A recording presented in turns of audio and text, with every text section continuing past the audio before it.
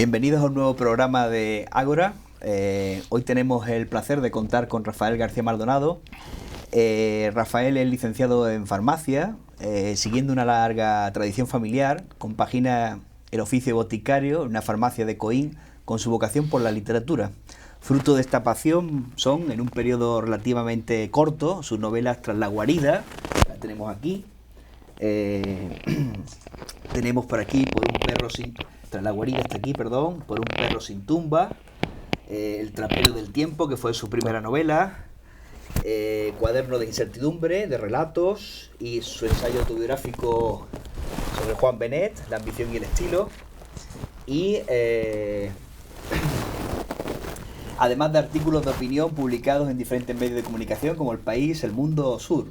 Pero el motivo que nos reúne hoy aquí es la reciente publicación del primer volumen de su diario de cabotaje, que lo tenemos aquí, que acaba de salir y se titula Diario de cabotaje, una inmensa soledad, publicado por Anantes en Sevilla en este mismo año, 2020.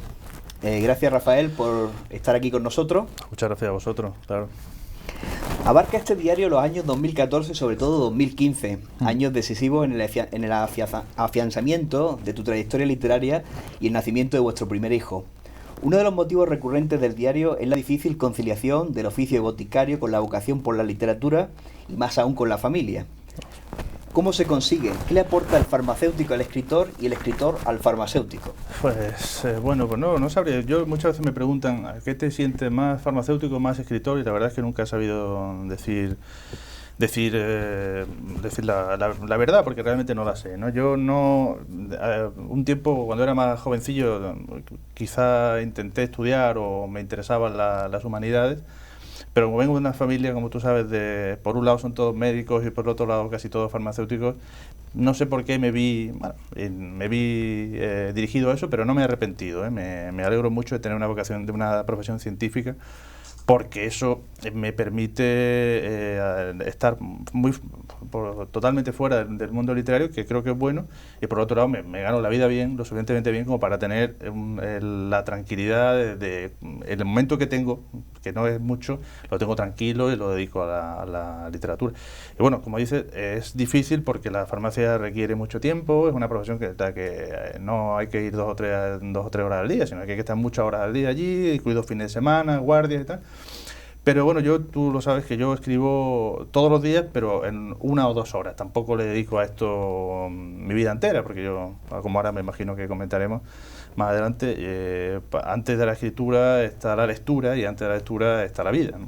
Así que no, pero vamos, yo creo que se puede compaginar como se puede compaginar con cualquier otra profesión, ¿no? Yo creo que la literatura, si te apasiona al nivel que me apasiona a mí, pues saca el tiempo, ¿no? De algún tipo, de ahí el título de esa primera novela, ¿no? Que El trapero del tiempo, porque siempre me ha interesado mucho esa gente, ¿no? Esa gente que, como decía Marañón, que es una frase de Marañón, que no perdía el tiempo ni del camino en el coche de Madrid al Cigarral de Toledo, ¿no? Y ahí también escribía, ¿no? Pues creo que claro, es que si no me creo, a mí me dio un consejo hace mucho tiempo un farmacéutico muy mayor, que me dijo, si tienes que pedir un consejo un favor un día a alguien, pídeselo a alguien que esté muy ocupado, no se lo pidas a uno que esté ocioso, que ese no te lo va a hacer, ¿no? Dice, el que está ocupado es el que encontrará el hueco de echarte una mano, ¿no? Y bueno, pues yo no sé si soy un trapero del tiempo, pero ahora que la primera vez que desde hace 7 o 8 años que escribo veo todos los libros juntos, digo, bueno, quizá me he pasado, ¿no? De escribir, pero ahí está, ¿no? Desfilan por este diario tus miedos, tus filias y fobias, personas con las que te cruzas, la familia, los fantasmas de la literatura, temores y esperanzas, contradicciones, la inextirpable incertidumbre de la vida. La distinción entre las esferas de lo privado y lo público la valoro como una de las conquistas irrenunciables de la modernidad. Pero de un tiempo a esta parte, con el auge de las nuevas tecnologías y el impacto de las redes sociales, la frontera entre lo privado y lo público se difumina. ¿No has temido contar aspectos privados, incluso íntimos, de tu vida y de la de los seres queridos? Pues sí, realmente lo he tenido, porque además, pero quizá una pequeña explicación del porqué del diario que no te he dado antes, es que realmente no es por nada muy grande, sino porque realmente hubo, en la época que empecé a escribirlos, no tenía mucho trabajo, como decíamos, me había casado, empecé a tener niños, tal. No tenía el tiempo suficiente que yo necesitaba para hacer la literatura que a mí me gusta. Y dije, bueno, ¿qué manera hay? Porque, por cierto, porque siempre prefiero leer que escribir, ¿no? Y digo, ¿qué manera hay de que todos los días esté un rato y no pierda la mano? Porque bueno, la primera novela pues no me fue realmente bien, mejor de lo que yo me esperaba. Digo, ¿qué manera hay de que no pierda la mano todos los días un folio, una carilla, una cuartilla? Y me puse a escribir un diario, pero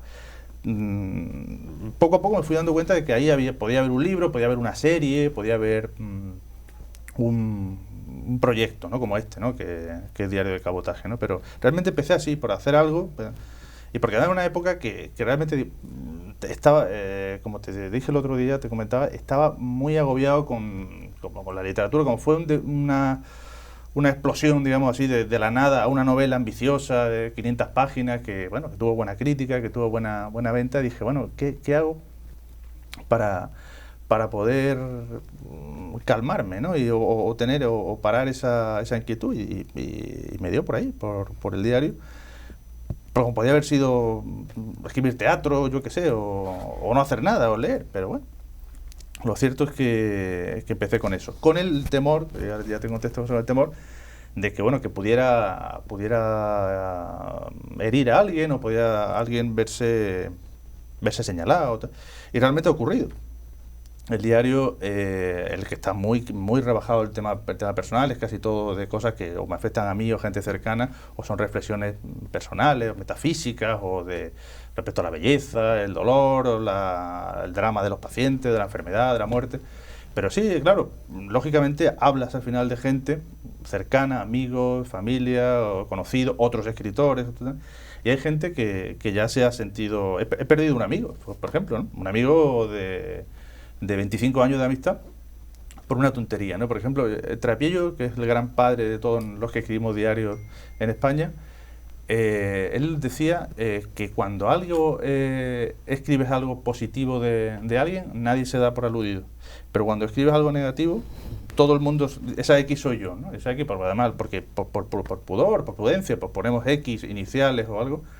Y simplemente ahí comentaba, pues tampoco tiene más, lo puedo contar, ¿no? Porque simplemente comentaba que cuando nació mi hijo, el marido de una conocida de mi mujer vino a vernos allí a la casa a ver al niño, y yo le enseñé mi biblioteca, que bueno, es una biblioteca poblada, y aunque no tengo la biblioteca dividida entre Coín y Fuengirola, pero una biblioteca grande. Allí tengo sobre todo los libros antiguos, los que colecciono y tal. Y el pobre se quedó embobado y hizo casi esa pregunta de ¿lo has leído todos? O incluso ¿lo has escrito todos? ¿No? Cualquier cosa así, claro. Y yo hago una reflexión de que digo que este pobre hombre, que gana mucho dinero, digo, qué vacío, ¿no? Tiene que estar alguien que no conozca nada, que no haya leído nada, simplemente gane mucho dinero en un país extranjero, que es en el que está mi amigo, ¿no? Claro, mi amigo piensa, país extranjero, amigo, ese soy yo, ¿no? Como digo, 4 cosas simplemente de su ignorancia, no de su ignorancia, sino que me apena que no conozca eso, ¿no? Ese mundo tan rico de la literatura, de los libros, tal. ¿Sí? Y ahí él se da por aludido y ahí ha quedado la cosa, ¿no? Pero bueno, supongo que pasará más adelante, que habrá algún tipo de contratiempo, un malentendido, pero bueno, eso por una parte de la literatura. Esto es un tema que me ha dolido mucho, lógicamente, pero bueno, también digo muchas veces que el escritor de raza, o de verdad, como decía Faulkner, y es el que aprovecha incluso el dolor para la literatura también, ¿no? Y supongo que ese dolor mío se reflejará en el diario del 2020, ¿no? Pero, supongo. Incluso preferentemente. Claro. ¿De qué nos serviría la literatura si no pudiera, digamos, sublimar dolores, angustias, temores, incertidumbres? Sí, pero bueno, eso es lo que pasa con el diario, que además es un diario muy novelado, que ya sí. me imagino que me preguntarás por esa tercera persona y ese tal, porque he pretendido que tampoco... Y además, es que las X, las iniciales, eso lo decía Trapiello, cuando se dio cuenta que en el diario de Stendhal, ¿de qué ha servido que Stendhal ponga todos estos nombres de los duques, de los burgueses, de los tal? Y al final, pues eso nadie le importa la conducta, lo que hizo, el acto moral, pero no el nombre, ¿no? Y realmente no hace falta. Y ahí no pongo en el caso de mi amigo, no pongo ni la inicial. Yo te dije un amigo, ¿no? Por simplificarlo, porque tampoco es mi amigo, ¿no? Ese chaval, ¿no? Vivimos tiempos demasiado susceptible. Exacto. Y cualquier persona se siente ofendida por claro. cualquier tontería. Sentirse ofendido no es nada... Eso depende no solo del mensaje que emita uno, sino de cómo lo recibe. Claro. Porque la publicidad puede ser muy ofensiva, pero no se puede suprimir. Yeah. Sí. Al principio, en A modo de proemio, citas a Benito Pérez Galdós, donde quiera que el hombre va, lleva consigo su novela, cita que también le gusta mucho a Trapielo, ¿no? Que me parece una glosa de Don Quijote de la Mancha y a la vez un rasgo antropológico constitutivo de los seres humanos. No hay ser humano que no se cuente su vida como una novela o una película. De hecho, tú escribes, este boticario no miente, pero utiliza la tercera persona porque es sobre todo un novelista y quiere que su vida se lea como lo que es. La novela de un farmacéutico que sobre todas las cosas es y quiere seguir siendo literatura. Sí. ¿Puedes explicarnos en qué sentido? Sí, pero porque a mí, como hay esa parte de la ciencia que tengo como profesional, siempre me ha interesado mucho la farmacología del sistema nervioso, la psiquiatría y todo, y eso es un tema que estudio constantemente. Salen muchos medicamentos para eso y tengo que estar muy al día. Estudio mucho y veo que todo lo que sale sobre la memoria, sobre el me interesa mucho, y es que realmente y creo que te lo he dicho alguna vez, a mí me alegra esa confusión que me parece cuando algo me viene a la cabeza y digo, a ver, esto yo lo he leído, lo he vivido o lo he escrito, es que no lo sé, y se me mezcla todo un poco, y creo que eso es maravilloso, y eso creo que el escritor y el lector tienen esa ventaja de que de tener un mundo muy rico en el que se confunde todo, ¿no? Incluso el pasado, presente, futuro, como en novelística, en mis cuentos, juego mucho con el tiempo. Y después pues me ocurrió eso, que no sabía, que me ocurre muy a menudo, que te digo, que no sé si estoy aquí o estoy allí. Y eso me hace pensar que, bueno, pues yo también soy una afición, porque en otro diario, por ejemplo, que alguien que tenga relación conmigo, hayamos pasado la misma tarde juntos, tú y yo, ¿no? Probablemente tú cuentes una historia completamente diferente a la que cuente yo, ¿no? Y eso me atrae mucho, que la realidad, como digo ahí en una de las frases de la entrada, que decía Nabokov, que habría que ponerla siempre entre comillas, ¿no? Porque realmente se van quedando ficciones sobre ficciones y al final no sabe uno si no nos ponemos de acuerdo todavía ni poner la guerra civil, ¿no? O sea, que todavía hay ahí malentendidos, uno cuenta una cosa, otro.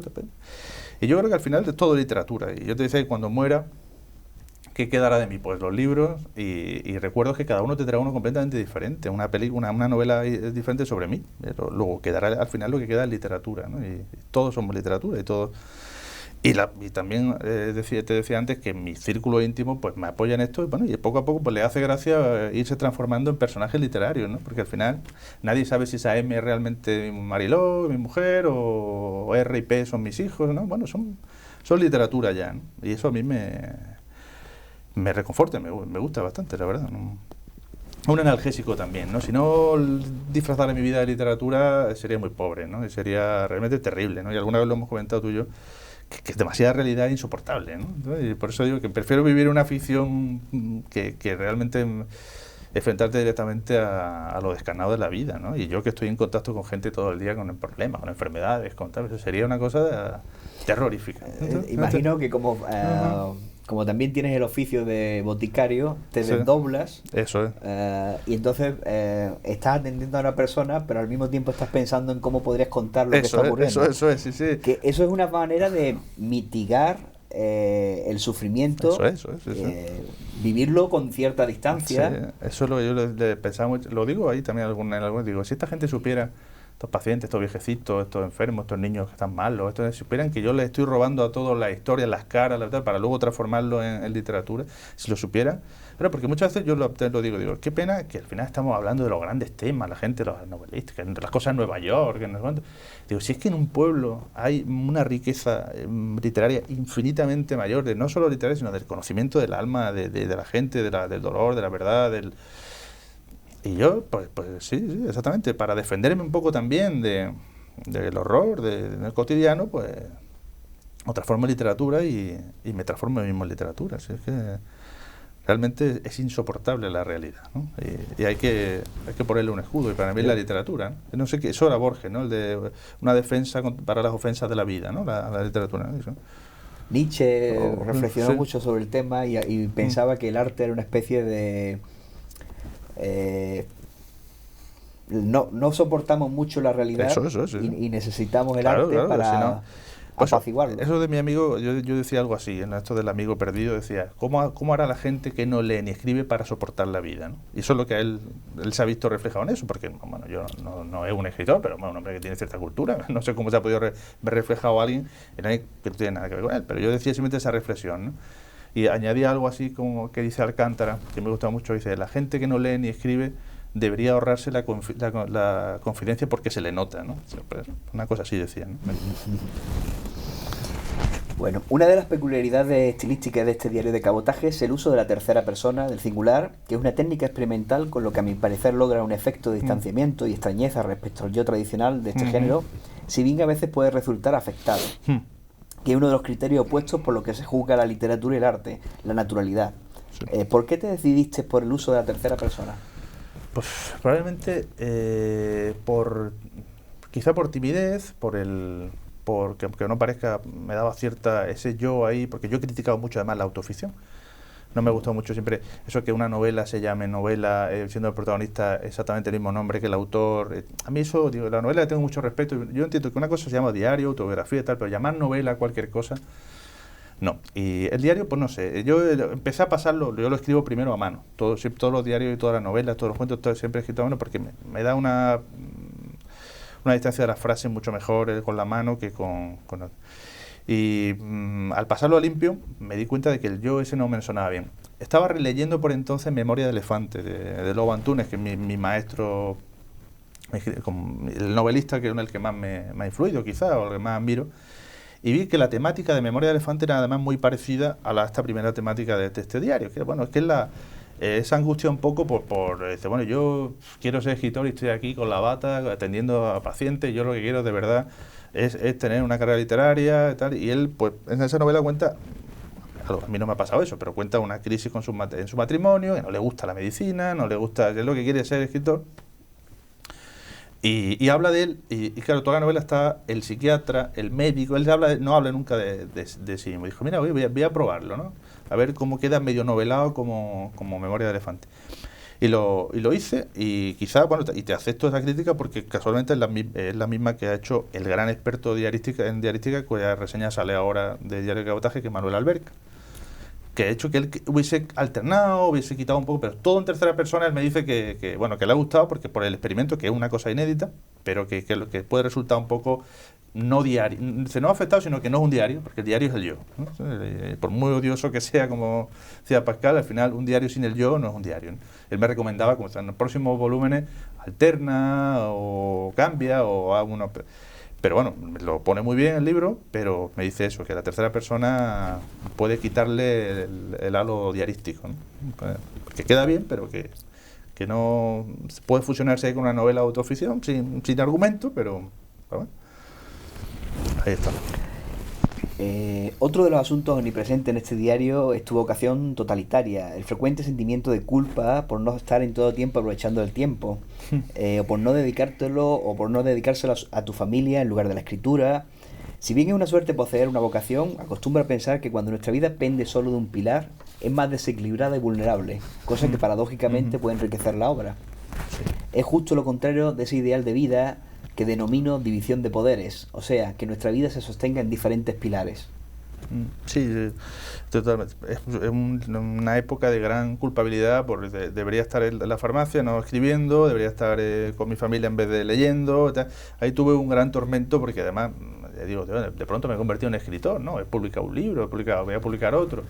Y yo tenía que leer todo lo que me faltaba que no había leído, me presentaba premios, claro, y tuve una gran época de ansiedad y a la vez de soledad. Me sentía mal, porque me encontraba mal también físicamente, era un estrés muy grande, de la guardia, el niño que nació, y yo queriendo, y la escritura, la literatura, y me costó, bueno, no ningún problema de salud que yo sepa, pero me costó una época de gran ansiedad y angustia, ¿no? Pero bueno, ya no soy así. Eso lo bueno del diario es que uno ve que de un libro a otro ya no es el mismo, ¿no? Eso, y yo creo que ya he aprendido a eso, que a dónde está la frontera entre... Porque hay escritores que han escrito fenomenal o maravillosamente, Pessoa, Borges, incluso Umbral, ¿no? Que se queja al final de su vida, he vivido solamente literariamente, ¿no? Pero no me ha faltado algo, ¿no? Yo creo que Umbral no era tanto como Borges y Pessoa, pero es verdad que ¿dónde está la frontera entre mejor vivir, mejor leer, mejor escribir? Y ahí... O leer y escribir sí. también son formas de vivir. Ya, pero yo, por ejemplo, ahora que he tenido un rato ahí a mediodía, ya tengo una hora, digo, ¿qué hago? Leo, escribo, eso, y también te creas y dices, bueno, debería estar, pero bueno, si ya tengo un libro escrito, voy a leer, tal, ahí siempre estás... Todavía tengo que aprender a relajarme más, ¿no? Yo creo que ya tengo bastante claro, no como entonces, sino que mi vida, que no es que tenga que hacer una cosa u otra, sino que se puede ser perfectamente, y eso me enseñó Benet, que se puede tener una profesión sólida y de gran, digamos, dedicación, y a la vez una carrera literaria importante, ¿no? Entonces yo como estaba confundido, ¿no? Pero yo ahora qué soy, qué quiero ser, qué no, y yo creo que se ve bien ahí ese tormento, ese halo romántico, ¿no? Pues yo creo que sí, me lo dijo un crítico y lo digo como de broma, digo, pero es verdad, es que yo en ese aspecto soy un escritor del romanticismo, ¿no? Quiero vivir mucho, pero quiero escribir también, quiero leer mucho, pero no quiero dejar a un lado ese torrente de experiencias que es lo que te nutre para escribir. Y no quiero ser escritor borgiano, erudito, que luego no sepa, no haya conocido ni el sexo, ni la gran parte de la mujer, ni de tantas cosas, ¿no? Eso es paradójico porque... Por un lado, Borges podemos imaginar su vida privada como una vida no plena, ¿no? Porque pudo viajar más, pudo conocer a más mujeres, pudo, digamos, agotar más la vida. Sin embargo, leyéndolo y no conociendo su biografía, pocas personas pueden representar los diferentes aspectos de la vida humana como él. Entonces, es un tema... Pero, que una persona viva, digamos, aparentemente de manera más intensa su yo social, no significa que les extraiga... No, y era maravilloso, creo que lo cuento ahí, ¿no? Sale hasta una foto de Borges, porque a mí me impactó mucho que incluso ciego montaba en globo, ¿no? Era un hombre que... En los últimos años de su vida viajó... Eso me llamó mucho la atención, ¿no? Que el pobre hombre sin ver quiso tener una experiencia así más extremas, ¿no? No sé, le quedaba ya poco tiempo de vida. Pero ahora que he leído, creo que a ti te gustó Octavio Paz, ¿no? Que estoy leyendo ahora algo de él, porque sobre todo me recomendado un amigo biografías. Sí, su vida es más intensa. Biografías de escritores, y él, he buscado la de Pessoa y la de... Y de Borges, y habla de los dos hechos, ¿no? Que le falta el gran tema, que él fue un gran galán, conquistador y tal, que le faltaba el conocimiento de la mujer, ¿no? Es decir, que lo nota en ambas obras. Sí. Y es posible, ¿no? 4 de los escritores que más aparecen citados, y si no me equivoco son por ti más admirados, son Josep Conrad, William Faulkner, Juan Carlos Onetti y Antonio Lobo Antunes. Y en menor medida Arturo Pérez Reverte, Javier Marías y Andrés Trapiello. ¿Puede hablarnos en qué aspectos te interesan algunos de ellos? Sí, pues Conrad, pues enormemente. Yo creo que Conrad pues, es el gran, para mí es el gran novelista que aúna fondo y forma, ¿no? Es el gran novelista que con un estilo extraordinario, sus novelas tienen un gran argumento muy interesante, es muy fecundo, muy provechoso. Faulkner, ¿no? Que es como un gran dios, ¿no? Para todo el que la novela le interese como manifestación artística, no solo como entretenimiento, solo como el gran padre de todo, ¿no? Y el primer autor que yo leí, empecé a leer con papel y con lápiz, anotando cosas, ¿no? Para ver quién era el que hablaba, el monólogo, el no perder el hilo, ¿no? Y bueno, ha citado también Conrad, por supuesto. Luego Antunes y Onetti yo creo que son los que más me han influido estilísticamente, ¿no? Uno... a través de porque los dos además han dicho una cosa y han escrito evidentemente una cosa, que es que los libros, como le dijo un esquizofrénico en el hospital psiquiátrico de Lobo Antunes, el mundo está hecho por detrás, ¿no? Es decir, que antes del pensamiento, de la razón, del lenguaje, estaban las emociones y los sentimientos, y eso, poner solo los libros antes de lo que estaba antes del lenguaje es complicadísimo, ¿no? Y los dos eso lo han tratado mucho, ¿no? Lo que hay por detrás de la realidad y del mundo, ¿no? Y bueno, el lobo, pues evidentemente me une a él pues una profesión sanitaria, una llegada tardía a la literatura, una familia similar, un estilo extraordinario, muy complejo, quizás más complejo todavía que lo que hago yo, porque no quiero llegar a ese hermetismo y a esa, ¿verdad? Pero me ha influido, fue una cosa tremenda el descubrimiento del lobo. Ahora estoy preparando, de hecho, un libro muy parecido al de Benet sobre él. Y Onetti, bueno, Onetti yo creo que Onetti y Céline, El viaje al fin de la noche, son los que me hicieron, digo, yo quiero hacer esto, ¿no? Quiero hacer algo completamente diferente a lo que hoy día se está haciendo. Pues tampoco no me ha gustado nunca a la hora de escribir la novela, por así llamarlo ahora, de entretenimiento o bestseller no, yo hago otra cosa y esa cosa pues la aprendí o me influyó mucho Onetti, ¿no? Y luego, bueno, pero vamos, y de españoles, pues esos tres que has citado, pues en mayor medida a Reverte lo empecé a leer muy jovencillo y sus novelas primeras me parecen muy buenas, ¿no? No sé por qué está denostado por la crítica o supuestamente como un bestseller se le hace menos gente, pero yo creo que Reverte ha hecho a mucha gente leer dar un salto a la literatura de más alto vuelo, de tal. Yo creo que es como un Stevenson español, un hombre que escribe con mucha experiencia vital, hace una novela muy entretenida y muy documentada y bastante buena. Javier Marías, pues creo que te gusta a ti más que a mí, pero yo creo que sí, que es un gran novelista, evidentemente el gran novelista español, ¿no?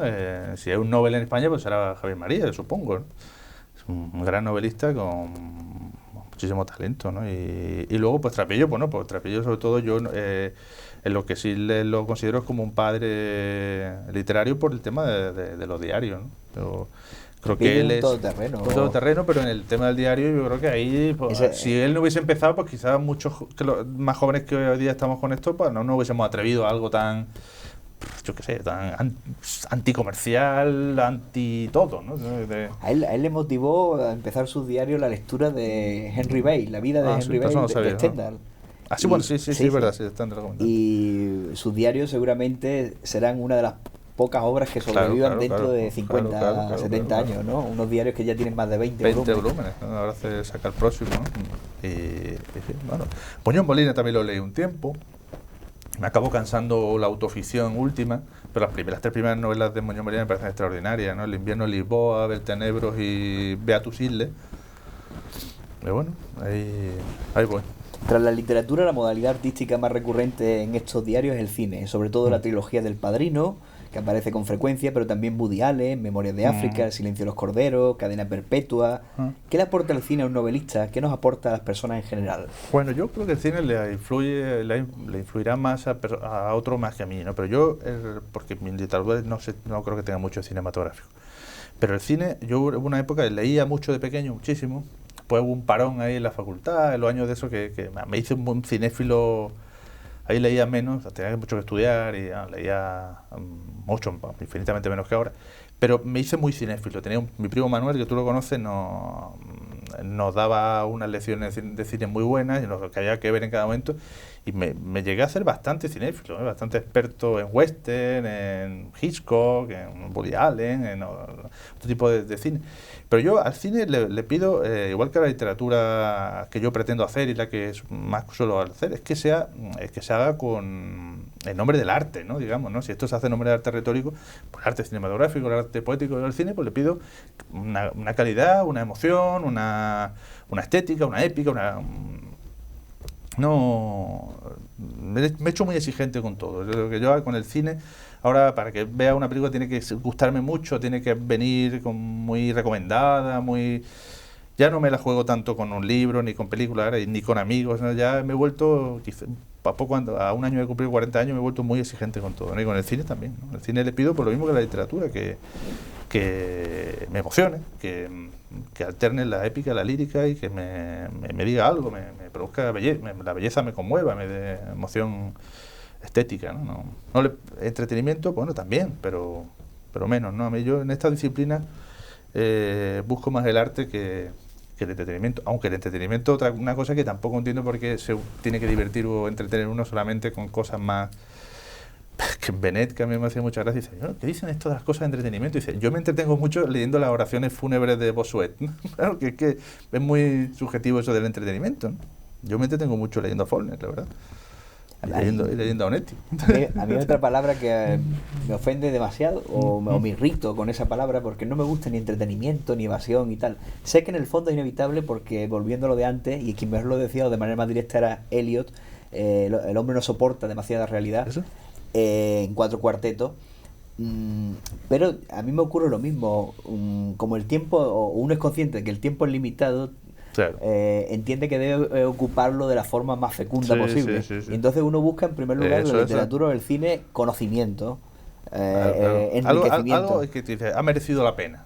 Aunque en el fondo te está entreteniendo, Claro, pero claro. entreteniendo enriquecedoramente, ¿no? Claro. Porque te aporta algo, no solo evadirte de otras Sí, absolutamente. posibles opciones, ¿no? Totalmente.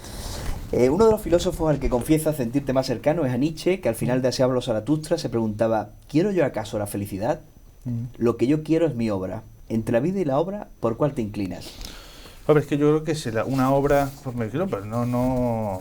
Digo en el prólogo una frase muy parecida a la de Nietzsche, que es la de Piglia, ¿no? Que dice algo así, entre la vida y la obra, no recuerdo, pero dice algo así, que me gustó mucho, y seguramente él, como digo, lo habrá copiado de Piglia, ¿no? De Nietzsche, ¿no? Que dice, siempre hay que elegir la obra y no la vida, ¿no? Dice, la obra constituye el modo de vivir, ¿no? Yo creo que sí, que constituye un modo de vivir porque estás permanentemente viviendo. No creo que sea tanto como decía Marañón, que era muy crítico con los diarios. Dice, el diario al final, dice, estás viviendo nada más que para escribirlo luego, ¿no? Yo no creo que sea tanto así, pero vivir literariamente es también eso, ¿no? Estar muy atento a cómo se puede transformar luego en literatura, que es también más vida, ¿no? No sé, yo creo que sin una vida intensa es muy raro, o lo que hemos citado antes, Pessoa, Borges, otros, es muy raro que haya una gran literatura, ¿no? Yo creo que por eso estoy muy contento de tener una profesión tan diferente y tan enriquecedora, ¿no? Estás ahí los límites del ser humano, la muerte, el dolor, la ancianidad, la vulnerabilidad total, la vida sin máscara ninguna, ¿no? Y creo que me quedo con las dos. Si es que una vida sin obra, pues no creo que sea... Perdón, una obra sin vida no creo que sea una buena obra, ¿no? Y por eso ahí está hay que encontrar justo el nivel de decir, ahora estoy viviendo, ahora estoy escribiendo, porque... Bueno. No todo el mundo... No todo el mundo, más bien a pocas personas les sucede, ¿no? Porque no todo el mundo aspira a tener una obra o literaria, claro. Cinematográfica o artística. Pero estoy contigo en que sin la obra no se completa, digamos, la vida. Y que Foucault ponía en relación, y me parece muy interesante, la ausencia de obra y la locura. Y él decía locura, pero hoy día diríamos angustia, claro. O tal. Y entonces, pues, al hablar de Van Gogh o al hablar de determinados escritores, cómo la ausencia de obra o el sentir que no había llevado a cabo una obra angustiaba a la persona y la ponía manos a la obra. Pues en cierto modo, uno va construyendo su obra para responder a la vida, ¿no? Sí, yo creo que sí, ¿no? Además, al final el arte es lo que, como siempre dice Gomá, y tanto habrán dicho, ¿no? Que es lo que hace la vida digna de ser vivida, ¿no? Incluso es medicina para la propia vida, como diría el propio Nietzsche. Claro. Pues no encuentro una manera mejor de despedir la entrevista que agradeciéndole su presencia y su tiempo a Rafael García Maldonado e invitándole a que nos lea unas páginas de este diario de cabotaje. ¿Una al azar? Sí. O es muy bonito el final, por ejemplo, ¿no? Sí, el final yo creo que es lo más destacado, ¿no? A ver, un diario, de todas formas, sostiene el farmacéutico, solo podrá recoger una parte de esa vida. Únicamente podrá plasmarse en él la pulpa de un fruto, pero nunca su perfume, que, como los pensamientos y las pasiones, se evaporará sin dejar rastro. El método, también nos recuerda a miel, no es perfecto, pero consuela. Porque, ¿qué hay tan fascinante como ver los cambios que se dan en el yo? Uno no es ya el que fue ayer, no digamos el de hace 3 años. Descubrirse a uno mismo como múltiple, contradictorio y absurdo. Todo esto, aunque pueda parecer lo contrario, también sosiega y da esperanza, y contribuye a ampliar el campo de batalla y a mejorar las defensas con las que hacer frente a la descarnada realidad. El fin, el estado óptimo, nos dice Andrés Trapiello, solo habría de conseguirse cuando no sepamos si formamos parte de la página de un libro o de la realidad. De la página de un libro que es real o de una realidad que solo está hecha de literatura. Muchas gracias por a ti, por tiempo, supuesto. por tu presencia, y gracias a los espectadores por su tiempo y por su paciencia. Hasta el próximo día.